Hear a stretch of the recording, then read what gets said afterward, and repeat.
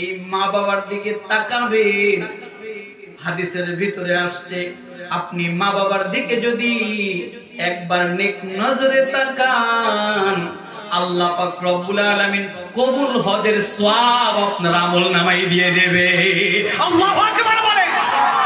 যারা হজ করতে গিয়েছে 5 লক্ষ 7 লক্ষ টাকা দিয়ে হজ করতে হয়, এরপরেও যদি বলে হাজী সাহেব হজ যে করলেন সওয়াব কতটুকু পাইছেন, আল্লাহ কবুল করছে আপনি কি জানেন? হাজী সাহেব বলে না না না, 7 লক্ষ টাকা খরচ করেছি কিন্তু বলতে পারবো না আমার হজ কবুল হয়েছে। কথা বলেন, আমার হজ কবুল হয়েছে বলতে পারবো না। কিন্তু আমার নবী ডেকে বলে, ও আমার যুবক ভাইরা, আমার আশিক রাসূল, আমার নবীর প্রেমিক, পর্দার আড়ালের মা বোনেরা, আমার নবী ডেকে বলে, একজন সন্তান যখন তার মা বাবার দিকে নেক নজরে তাকাবে, মায়ার নজরে তাকাবে, আমার আল্লাহ কবুল হজের সওয়াব তার আমলনামায় দিয়ে দেবে। আল্লাহু আকবার বলেন। 5 লক্ষ টাকা খরচ না করে, ওই কাবায় না গিয়ে আপনি কবুল হজের সওয়াব পাচ্ছেন, কল্পনা করা যায়? হজ করছেন, কবুল নাও হতে পারে, আর হাদিসে বলতেছে স্পষ্ট ভাবে কবুল হজের সওয়াব আপনি পাবেন। আপনি টাকা নাই ঘরে, হজ করার সামর্থ্য নাই, কিন্তু সওয়াব থেকে বঞ্চিত হবেন না। এই চোখ দিয়ে শুধু মায়ের দিকে একটু মায়ার নজরে তাকান, কবুল হজের সওয়াব দিবেন কে? একটু আওয়াজ দিয়ে বলেন না আল্লাহ। এখন একজন সাহাবী ডেকে বলেন, ও মায়ার নবী, রাহমাতাল লিল আলামিন নবী, মা তো ঘরের ভিতরে থাকে, আমার পাশেই থাকে, আপনি তো বললেন একবার তাকালে কবুল হজের সওয়াব পাওয়া যাবে।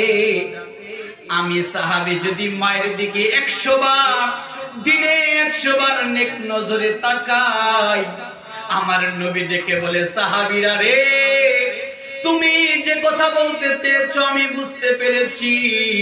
তুমি যদি দিনে 100 বার তাকাও, 100 বার তোমার আমলনামায় কবুল হজের সওয়াব আল্লাহ লিখে দেবে। আল্লাহু আকবার। কত বড় কথা! একটি কথাই নাজাতের জন্য যথেষ্ট। সারা রাত্রি ওয়াজ শোনার দরকার নাই, একটি ওয়াজ আপনার জীবন পাল্টে দিতে পারে। একবার তাকাবেন, কবুল হজের সওয়াব। 100 বার তাকাবেন, 100 বারই কবুল হজের সওয়াব পাবেন। আল্লাহু আকবার বলেন। তাহলে সেই মা যদি ঘরে বাঁচা থাকে, বাবা যদি ঘরে বাঁচা থাকে, সেই মায়ের দিকে একবার যদি মায়ের নজরে তাকান, আপনার আমলনামা শুধু নেকি দ্বারা ভরপুর হয়ে থাকবে। আল্লাহু আকবার বলেন। কিন্তু এখন তো আমাদের মায়েদের দিকে তাকানোর সময় নেই। আমি যদি প্রশ্ন করি, এখানে আমরা যাদের মা বাবা বেঁচে আছে, ভালো করে বলেন তো, সত্য কথা বলেন তো, মা বাবার দিকে কয়দিন তাকাইছেন মায়ের নজরে? আজকে সারাটা দিন গেছে, আজকে কি তাকাইছেন? অনেক বলবেন না, আমি তো সময়ই পাইনি, ব্যস্ত ছিলাম।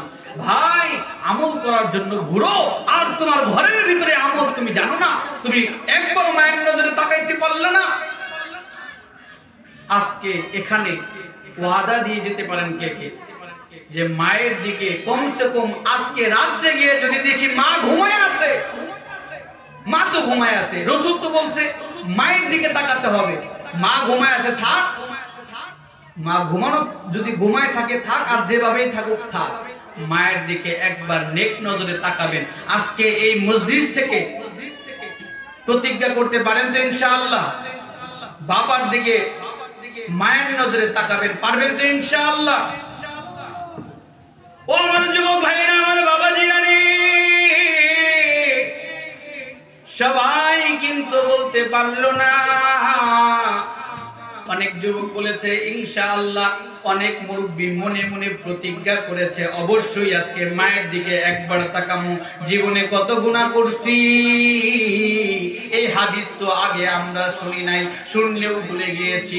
আজকে আমাদের ভাতিজা কাউসারের মুখ থেকে যখন হাদিসটি শুনলাম, মনে মনে নিয়ত করে নিলাম আজকে গিয়ে অবশ্যই অবশ্যই মায়ের দিকে তাকাবো। অনেকেই মনে মনে নিয়ত করে নিয়েছি, আবার অনেকের মনটা খারাপ করে দিয়েছি। ভাতিজারে, তুমি বললাম মায়ের দিকে বাবার দিকে নেক নজরে তাকাইবা, এই হাদিসটা তো আমি আগে শুনি নাই, আগে জানি নাই। 5 থেকে 10 বছর পূর্বে জনম দুঃখিনী মা আমাকে দুনিয়াতে এতিম করে দুনিয়া ছেড়ে চলে গিয়েছে। আমার জনম দুঃখিনী বাবা আমাকে দুনিয়াতে এতিম করে চলে গিয়েছে। ওই মায়ের মুখ কতদিন হলো ওই মায়ের মুখটা দেখতে পারি না। অনেকেই মনটাকে খারাপ করে দিয়েছে। হুজুর আপনি তো বললেন মায়ের মুখটা দেখতে হবে, কিন্তু আমরা কার মুখ দেখবো? দুনিয়াতে দেখার মতো আমাদের মা বেঁচে নাই। যে বাবা আমাদেরকে এত কষ্ট করে বড় করেছে, ওই বাবাকে বাবা বলে ডাকতে পারি না, ওই মাকে বাবা বলে ডাকতে পারি না। এই যে দিনের পরে দিন চলে যায়, আমরা বাড়িতে গেলে মায়ের হাতের খাবার খাইতে পারি। আজকে মাহফিল উদ্দেশ্যে ঢাকা থেকে আসছি, মা রান্না বান্না করে রেডি করে রাখছে, সন্তান বাড়িতে আসবে খাবে, মায়ের হাতের খাবার খেয়ে আসছি। আবার রান্না করে রাখছে, বাড়িতে যাব আবার মায়ের হাতের খাবার খাবো। কিন্তু এই মজলিসে এখন অনেকে যে এতিমগুলো মায়ের হাতের স্বাদটা ভুলে গিয়েছে, যে এতিমগুলো বাবার হাতের আদরটাকে ভুলে গিয়েছে। কত ঈদ পার করে দিয়েছি, বাবার সাথে ঈদ করা হয় না। কত ঈদ পার করে দিয়েছি, মায়ের সাথে ঈদ করা হয় না। এই এতিমগুলো কিভাবে মাকে মা বলে ডাকবে, কিভাবে মায়ের কোলে মাথা রেখে ঘুমাবে? এই এতিমগুলো বুঝে মা হারা যন্ত্রণা, এই এতিমগুলো বুঝে বাবা হারা যন্ত্রণা। যে সমস্ত এতিমেরা মাকে হারাইছে, শুধুমাত্র এতিমগুলো সহ্য করতে পারবে না। ওই এতিমগুলোর মনের ভিতরে আর হোশ নাই, আর বল নাই, আর শক্তি নাই। আপনিও তো বাবা হয়ে গেছেন, আপনিও তো মা হয়ে গিয়েছেন, আপনারও তো সন্তান আছে, আপনিও তো কারো না কারো মা। আপনি যেমন আপনার মাকে ভুলে গিয়েছেন, আপনার মায়ের কথা শুনলে চোখ দিয়ে কান্না আসে না? জনম দুঃখী বাবার কথা শুনলে কান্না আসে না? আপনার সন্তান আপনার জন্য কাঁদবে না, আপনার জন্য কান্না করবে না? হাদিস সাক্ষী রাসূল বলে, কোন সন্তান যদি মায়ের জন্য কান্না করে দেয়, বাবার জন্য কান্না করে দেয়, ওই চোখের পানি মাটিতে পড়ার পূর্বে আল্লাহ ওই কবর আযাবকে মাফ করে দেয়। আপনি যদি মায়ের জন্য না কাঁদেন, আপনি যদি বাবার জন্য না কাঁদেন, আপনার জন্য কেউ কাঁদবে না, আপনার জন্য কেউ দোয়া করবে না। এখানে যাদের মা আছে, যাদের বাবা আছে, তারা তো বুঝবে না মা কি জিনিস, বাবা কি জিনিস। একবার এই মা গুলো যদি সন্তানকে হারাই দেয়, কোনোদিন মা ডাক শুনতে পারবে না।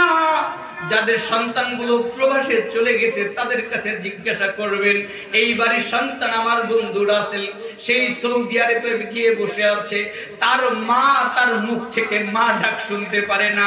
তার ভিতরে একটা চিন্তা আছে, সে একদিন বাড়িতে আসবে, মাকে মা বলে ডাকবে। তার ভিতরেও চিন্তা আছে, বাড়িতে যাব, মায়ের হাতের খাবার খাবো। আরে তুমি কার হাতের খাবার খাইবা? তোমার মাকে যেখানে রেখে আসছো, ওইখান থেকে আর কোনোদিন মা ফেরত আসবে না। এই জন্য ডেকে বলি, যুব মা থাকতে মায়ের খেদমত করো, মায়ের দিকে মায়ের নজরে তাকাও। বাবা থাকতে বাবার মায়া করো, বাবার দিকে মায়ের নজরে তাকাও। এই মা চিরকাল থাকবে না, এই মাকে চিরকাল তুমি রাখতে পারবে না। আবার মা কেউ মা বলে ডাকতে পারবে না। এই জীবনের কোনো গ্যারান্টি নাই।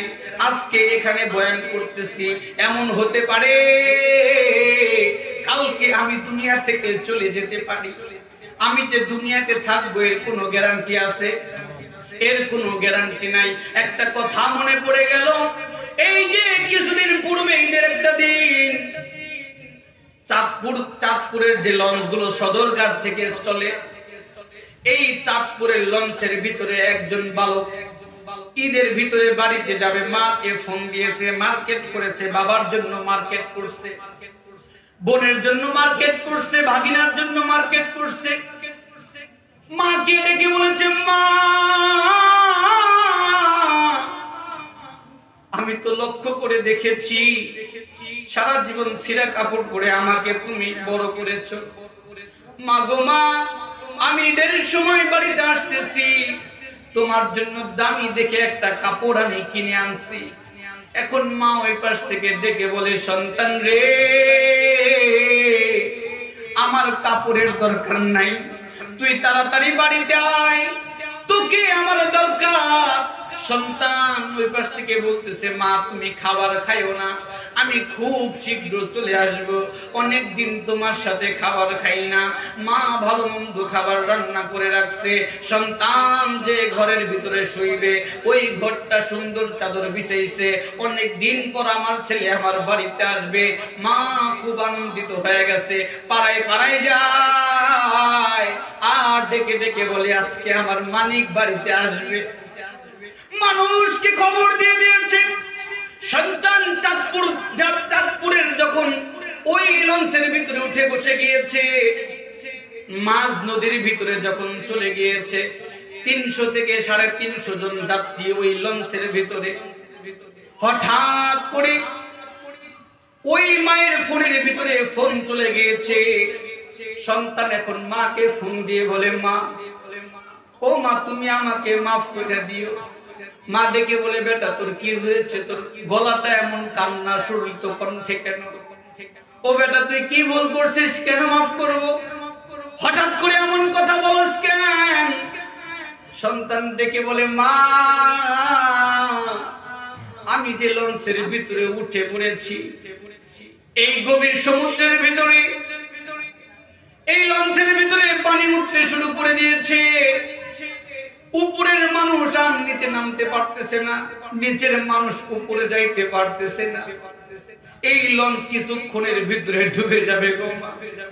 ও মা, আর কোনোদিন তোমাকে মা বলে ডাকতে পারবো না। মা গো, স্বপ্ন ছিল তোমাকে আমি এই কাপড়টা গিফট করব, তোমাকে কাপড়টাও দিতে পারবো না। মা গো মা, তুমি আমার দুধের ঋণ আমার জন্য মাফ করে দিও। মাকে যখন এই কথা বলেছে, মা কিভাবে সহ্য করবে? মা ডেকে বলতেছে, বেটা তোর কিচ্ছু হবে না, তুই চিন্তা করিস না, তুই কোন জায়গায় আছোস তুই আমাকে বল, আমি একটা ব্যবস্থা করতেছি। সন্তান ডেকে বলে, না মা তুমি কিচ্ছু করতে পারবে না, আমি নদীর মাঝখানে, এখান থেকে আমি নামতে পারতেছি না, কাউকে কোথাও যেতে দিচ্ছে না, আমি ইঞ্জিনের পাশে বসে আছি। মাগো, মনে হয় বেশিক্ষণ দুনিয়ার হাওয়া বাতাস দেখতে পারবো না। মাগো, তোমাকে আবার বলি, ও মা, যদি কোনো ভুল করে থাকি, মাগো তুমি আমাকে মাফ করে দিও। মা, তুমি আমার দুধের ঋণ মাফ করে দিও। এই কথা বলে ফোনটাকে রেখে দিয়েছে। অনেকক্ষণ হয়ে যাচ্ছে, মা আবার ফোন দিচ্ছে পাগল পাড়া। কই রে আমার সন্তান, ফোন ধরে না কেন? ফোন দিতেছে ফোন আর রিসিভ হয় না। মায়ের বুঝতে বাকি নাই। সন্তান বলেছিল হয়তো লঞ্চ কিছুক্ষণের ভিতরে ডুবে যাবে, মনে হয় আমার মানিক আর দুনিয়াতে নাই। সন্তানের যদি কোনো কিছু হয়, সন্তান যদি বিদেশ থাকে, সন্তান যদি বিপদে পড়ে, পৃথিবীর কেউ জানার আগে আগে জানে সন্তানের মা। মায়ে তো বুঝতে আর বাকি নাই। আমার কলিজার টুকরা মনে হয় আর জীবিত নাই। এর ভিতরে টিভির ভিতরে ব্রেকিং নিউজ, চাঁদপুর ঢাকা থেকে লঞ্চ চাঁদপুরে আসার আগেই এই লঞ্চটা ডুবে গিয়েছে। লঞ্চের মানুষদেরকে উদ্ধার করা যায় নাই। 2 দিন 3 দিন হয়ে গেছে, মা জননী আর খাবার খায় না, পাগল পারা হয়ে গেছে। মাকে কিভাবে আটকাবে?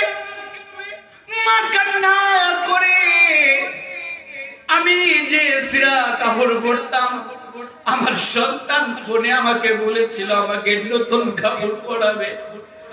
আমার সন্তান বলেছিল আমার হাতের খাবার খাবে, কিন্তু কয়দিন হয়ে গেল আমার সন্তান ফোন ধরে না। আমার সন্তান আমাকে মা বলে ডাকে না। আমার সন্তানের কাছ থেকে আমি একটা ফোন পাই না। মা তো পাগল হয়ে গেছে। 2-3 দিন যখন পার হয়ে গেছে, ফোনে সন্তান মাকে বলেছিল মা আমি যদি মরে যাই, মা গো আমার প্যান্টের পকেটে আমি আমার ঠিকানা লিখে প্যান্টের পকেটে রেখে দিলাম, যেন আমার লাশটা খুঁজে পাওয়া যায়। মা গো মা, হয়তো আমি তোমাকে দেখতে পারবো না, আমার হয়তো তোমাকে মা বলে ডাকা হবে না। ও দয়ার মা, কমসে কম এই প্যান্টের পকেট থেকে আমাকে শনাক্ত করে আমার লাশটাকে তুমি একবার ধইরো। ফোনে যেভাবে বলেছে লাশগুলোকে উদ্ধার করেছে। 3-4 দিন পর র‍্যাব ফোন দিয়েছে, আপনি কি অমুকের মা অমুকের বাবা? বলে হ্যাঁ, আপনার সন্তানের লাশ আমরা পেয়েছি। সন্তানের লাশ যখন র‍্যাব গুলো অ্যাম্বুলেন্সের ভিতরে দিয়ে সন্তানের লাশটারে পাঠাইছে, মা জননী বাড়ির পাশে যখন অ্যাম্বুলেন্সের আওয়াজ যখন মায়ের কানের ভিতরে বাইজা উঠছে, মা কেমনে নিজেকে কন্ট্রোল করবে? এটা তো আমার সেই সন্তান। এই সন্তান যখন বুকের ভিতরে ছিল, কলিজার ভিতরে ছিল, আপনি আমি মায়ের পেটের ভিতরে ছিলাম। আমরা যখন বড় হয়েছি মায়ের কলিজার ভিতরে লাথি দিয়েছি, যত ওজন বেড়েছে মায়ের কলিজার সাথে ততটা লেগে গিয়েছি। মাকে চাপ লেগেছে, মা কষ্ট পেয়েছে, এরপরেও মা আমাদেরকে ফেলে দেয় নাই। ওষুধ খেয়ে মা তার কষ্ট দূর করে নাই। আপনাকে আমাকে 10 মাস 10 দিন গর্ভে ধারণ করে দুনিয়াতে আনছে। বুকের ভিতরে যখন আপনি আমি মায়ের পেটের ভিতরে ছিলাম, মা জননী কিছু খাইতে পারে নাই, ঠিক মতো শুইতে পারে নাই। আবার যখন শেষমেশ দুনিয়াতে আসবো, হাদিস গবেষণা সায়েন্স বলে যখন একজন মানুষের ডেলিভারি ডেট চলে আসে, দেখবেন এই মানুষগুলো তখন নিজের জীবনের মায়া ত্যাগ করে ফেলে। ভাবি বা মা যেই পাশে থাকুক বলে দেয় আমি যদি ভুল করে থাকি মাফ করে দিস। মনে হয় আমি আর বাঁচব না, আমার সন্তান দুনিয়াতে আসবে। সন্তান যখন দুনিয়াতে আসছে, আমরা প্রত্যেকটা মানুষ মায়ের তল পেটের ভিতরে একটা লাথি মারছি। 1 লাথি দিয়ে আমরা দুনিয়াতে আসছি। মা অজ্ঞান হয়ে গিয়েছে। মা তখন ডেকে বলে, ওই অ্যাম্বুলেন্সের সাইলেন্ট শুনি আমার কলিজা ছিঁড়া, আমার রক্ত মাংস পানি করা সন্তান, যে সন্তান সুস্থ হয়ে বাড়িতে আসার কথা, ওই বুঝি সন্তান আমার গাড়ির ভিতরে শুয়ে আছে। যখন লাশটাকে বাড়ির ভিতরে আনছে, বাড়ির ভিতরে আনার পর সন্তানের লাশ খাটিয়ার উপরে রাখছে। সন্তানের লাশটা 3 দিন 4 দিন ওই পানির ভিতরে থাকার কারণে পচে গিয়েছে। চেহারাটা ভালো মতো বোঝা যাচ্ছে না, গন্ধ ছুটে আসছে। ওই প্রতিবেশী যারা আছে, বন্ধু বান্ধব যারা আছে, এই লাশের গন্ধে আর কেউ কাছে যাচ্ছে না। সবাই দূর থেকে আফসোস করতেছে, সবাই কান্নাকাটি করে, কিন্তু লাশের কাছে কেউ যায় না, কেননা ওই লাশ থেকে প্রচুর গন্ধ আসতেছে। কিন্তু জনম দুঃখিনী মা যখন দেখেছে তার সন্তানের লাশ, কিসের গন্ধ, কিসের বাসনা মায়ের নাকের ভিতরে, ওই মাকে আর কেউ ধরে রাখতে পারে না। মা জননী এমন চিৎকার দিছে, এক চিৎকারে আকাশ আসমান জমির ভারী হয়ে গেছে। দৌড় দিয়ে গিয়ে সন্তানের পচা গলা শরীর, মানুষ যার কাছে আসে না, ওই সন্তানকে জড়ায় ধরছে। সন্তান রে, ও আমার কলিজার টুকরা, তুই না বলেছিলি আমাকে নতুন কাপড় পরাবি, তুই না বলেছিলি আমাকে নতুন কাপড় পরাবি, তুই কেন আজকে তোর শরীরে সাদা কাপড়, কেন তোর শরীরে সাদা কাপড় দিয়ে মুড়ানো রে সন্তান? ও সন্তান, আমাকে নতুন কাপড় পরানো বাদ দিয়ে তুই নিজে নতুন কাপড় পরে আসিস। মা জননী কেমনে সহ্য করবে? মা জননী তার গালটা গাইছে, সন্তানের গালের ভিতরে, ঠোঁটের ভিতরে চুমা দিছে। ও আমার কলিজার টুকরা, আমার কলিজার টুকরা রে, সবাই তোর থেকে আমাকে দূরে সরাই নিয়ে যায়, তোর কাছে আমাকে যাইতে দেয় না। তোর আর আমার ভালোবাসা দেখে মানুষ হিংসা করে। কলিজার এই সন্তানের ঠোঁটের ভিতরে মা একটা চুমা দিচ্ছে, পুরা শরীরের ভিতরে চুমা দিচ্ছে। র‍্যাব চলে আসছে, ও বেটি তুমি এই কাজ কইরো না, এই মানুষটা পচে গিয়েছে, একে যে তুমি চুমা দিচ্ছ, তোমার ঠোঁটের ভিতরে জীবাণু লাগবে, তোমার অসুখ হতে পারো, তোমার ভিতরে ভাইরাস ঢুকতে পারে। মা জননী ডেকে বলে, দুনিয়ার ভাইরাস ঢুকে আমাকে কি করবে? যে দুনিয়ার ভিতরে আমার কলিজার টুকরা সন্তান নাই, যে দুনিয়ার ভিতরে আমার সন্তান আমাকে মা বলে ডাকতে পারবে না, আমি সন্তানকে খাবার খাওয়াইতে পারবো না, এই দুনিয়ায় থেকে আমি কি করব? ওই মা এমন ভাবে কান্নাকাটি শুরু করে দিয়েছে। পত্রিকার ভিতরে লেখে যে সন্তান মায়ের সাথে খাবার খাওয়ার কথা ছিল, সুখের সংসার ছিল, একটু সময়ের ব্যবধানে পুরো সংসারটা তছনছ হয়ে গেছে। এই জন্য ডেকে বলি, ভাই পর্দার আড়ালে আমার মা বোনেরা, এই দুনিয়াতে আপনি চিরকাল থাকতে পারবেন না, এই দুনিয়া আপনার থাকার জায়গা না। এই জন্য যতদিন দুনিয়াতে থাকবেন, ততদিন মা যদি দুনিয়াতে বেঁচে থাকে, আমার রাসূল ডেকে বলে, হুমা জান্নাতুকা ওয়া নারুকা, এই মা বাবা তোমার জান্নাত, আবার এই মা বাবা তোমার জাহান্নাম। যদি মা বাবার সেবা যত্ন করতে পারো, মা বাবার খেদমত করতে পারো, মায়ের ভালোবাসা অর্জন করতে পারো, তাহলে এই মায়ের ভালোবাসা নিয়ে তুমি যদি কবরে যাও, এই কবরের ফেরেশতারা আহলান ওয়া সাহলান, ওই কবরে যাওয়ার সঙ্গে সঙ্গে তোমার কবরের সাথে একটা জান্নাতের সম্পর্ক তৈরি করে দেবে। সুবহানাল্লাহ। এই জন্য যাদের মা বাবা দুনিয়াতে আছে, মায়ের দিকে যদি মহব্বতের নজরে তাকান, তাহলে কবুল হজের সওয়াব দেবেন কে? আওয়াজ দিয়ে বলেন কে? এই জন্য যাদের মা বাবা দুনিয়াতে বেঁচে আছে, মা বাবার দিকে আমলের নিয়তে, মায়ার নিয়তে, মহব্বতের নিয়তে তাকাবেন তো ইনশাআল্লাহ। আর যাদের মা দুনিয়াতে নাই, এতিম করে আপনাদেরকে ছেড়ে চলে গিয়েছে, মায়ের দিকে তো তাকাতে পারবেন না, কমসে কম মায়ের কবরটা জিয়ারত করার দরকার আছে না নাই? অনেক মানুষ আছে বাড়ির পাশে কবরস্থান, একদিনে কবরস্থানে যায় না, দিনে তো দূরের কথা, মাসে একবারও যায় না কবরস্থানে। আছে না নাই? কবরস্থানে সপ্তাহে একবারও যায় না, বছরে একবার ওই কবরস্থানে যায় না যেখানে মা শুয়ে আছে, বাবা শুয়ে আছে। যাওয়ার নাম ভুলেই গিয়েছে, সন্তানের কথা ভুলে মা যে শুয়ে আছে কবরে, বাবা যে শুয়ে আছে কবরে, সব ভুলে এখন নিজের সন্তান হয়েছে তাকে নিয়ে ব্যস্ত। এমন সন্তান আছে না নাই? কথা বলেন, আছে না নাই? আরে ভাই, এই সন্তানকে, আপনার সন্তানকে নিয়ে চলে যাবেন, চলো তোমার দাদার কবরের পাশে যাব, তাকে নিয়ে ঘন ঘন যাবেন। এই সন্তান যখন বড় হবে আপনার কবরের পাশে যাবে। কথা বলেন, তাকে তো অভ্যস্ত করতে হবে। আপনি তাকে অভ্যস্ত করেনই না।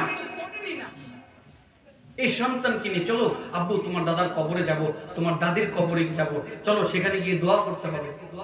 এই আপনি যখন আপনার সন্তানকে নিয়ে দাদা দাদির কবরে যাবেন, ওই সন্তানগুলো আপনার কবরে যাবে, আপনিও যাবেন না, তারাও যাবে না। আপনিও কাঁদবেন না বাবা মার জন্য, তারাও আপনার জন্য কান্না করবে। আবার এমন জালেম সন্তান তো মা বাবা মরার আগেও মেরে ফেলা। মা বাবা বৃদ্ধ, ঘরে অসুস্থ হয়ে পড়ে আছে, নিজের সন্তান একটা ছেলে হয়েছে, সেরোলাক্স, তারপরে হচ্ছে গিয়ে দুধ, কত কিছু যে দিতে হয় এখনকার সন্তান। এই যে আপনারা যারা সামনে বসে আছেন, কয়জন ডেলিভারি, কয়জন হচ্ছে গিয়ে আপনি সিজারে হয়েছেন? একজন নাই সিজার হয়েছে। আর এখন বাচ্চা হইলেই সিজার, আছে না নাই? কেন ভাই সিজার লাগে কেন? সিজারের ক্ষতিগুলো আপনি জানেন? সিজারের বাচ্চাগুলো হয় পোল্ট্রি মুরগি, ধাক্কা দিবেন কইরা যাবো, রুগা পাতলা, এর মাথার ব্রেনও থাকে না, মাথায় মগজও থাকে না, ভিতরে মালও থাকে না, ধাক্কা দিবেন দেখবেন পড়ে যাবে। এই সিজারের বাচ্চাগুলো, সিজারের বাচ্চা দুনিয়ার নিয়ম, আর ডেলিভারি আল্লাহর নিয়ম। কথা বলেন, ডেলিভারিতে যদি কোনো বাচ্চা দুনিয়াতে আসে, এই WHO ওয়ার্ল্ড হেলথ অর্গানাইজেশন, বিশ্ব স্বাস্থ্য সংস্থা বলে, ডেলিভারিতে যদি কোনো বাচ্চা দুনিয়াতে আসে স্বাভাবিক নিয়মে, দেখবেন ওই বাচ্চার শরীরে অনেক ময়লা থাকে, রক্ত থাকে, থাকে না? এই রক্তের ভিতরে এমন 5টি আপনার রোগ প্রতিরোধ ক্ষমতা থাকে, যে রোগ প্রতিরোধ ক্ষমতা ডেলিভারি আসলে তার থাকে না, থাকে না। এখন ডেলিভারিতে সব ডেলিভারি, কষ্ট পাচ্ছেন আপনারা? ডেলিভারিতে তো করবে, ঠিক আল্লাহর নিয়ম। বাচ্চাকে 2 বছর পর্যন্ত বুকের দুধ খাওয়াতে হবে। কয় বছর? 2 সপ্তাহ খাওয়ায় না। কি আমি মিথ্যা বলতেছি? কে খাওয়ায় না? উপর দিয়ে কইলো আমার বাচ্চা ওই খায় না, বুকের দুধ খায় না, খায় না, অমুক তমুক, কিন্তু মূল কারণ ওইটা না। 1 দিন 2 দিন 3 দিন দেন, আপনার বাচ্চা খাবে। আপনার বাচ্চাকে জোর করে আপনি খাওয়াবেন না, এটাও নিয়ম, এটাও নিষেধ। বাচ্চার যখন ক্ষুধা লাগবে, আপনার বাচ্চা রোগ হবে, আপনার বাচ্চার রোগ হবে, মা বোনরা কান খাড়া করে শুনেন।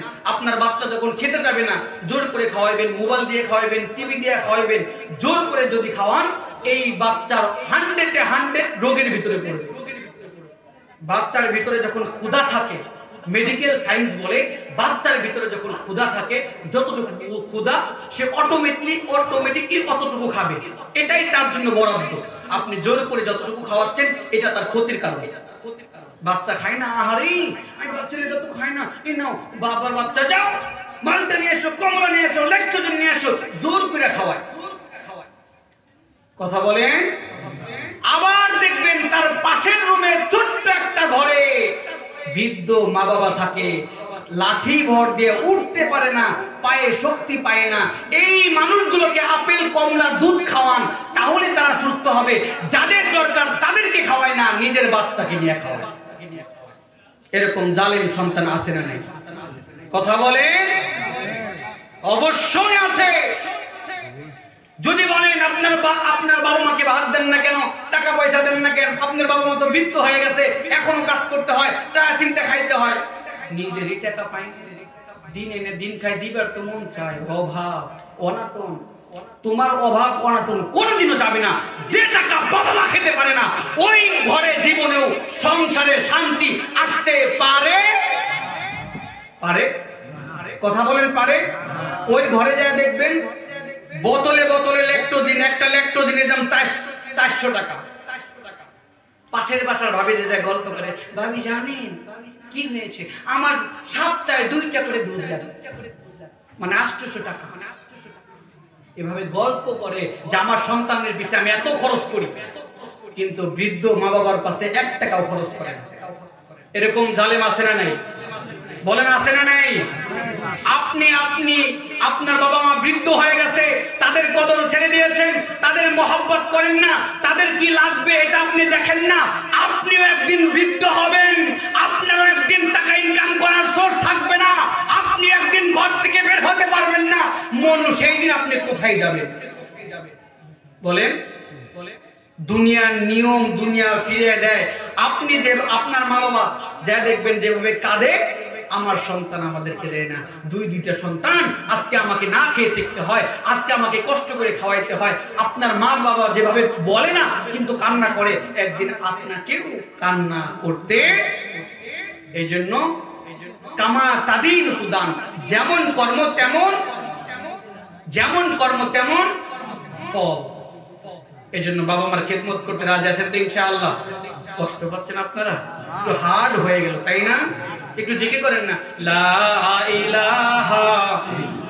একটু যদি চাইপে বসতেন, পিছনে কিন্তু একটু জায়গা হচ্ছে না, একটু চাইপে বসেন না। যত এগিয়ে আসবেন বরকত রহমত তত বেশি হবে, মহাব্বত তত বাড়বে। একটু এগিয়ে বসেন না। লা ইলাহা লা ইলাহা লা ইলাহা লা ইলাহা ইল্লাল্লাহ লা ইলাহা সুবহানাল্লাহ আলহামদুলিল্লাহ লা ইলাহা লা ইলাহা লা ইলাহা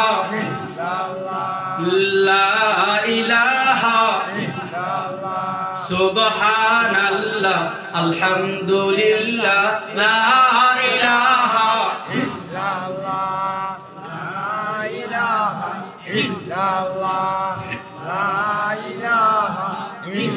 ভাইজান বহু দূর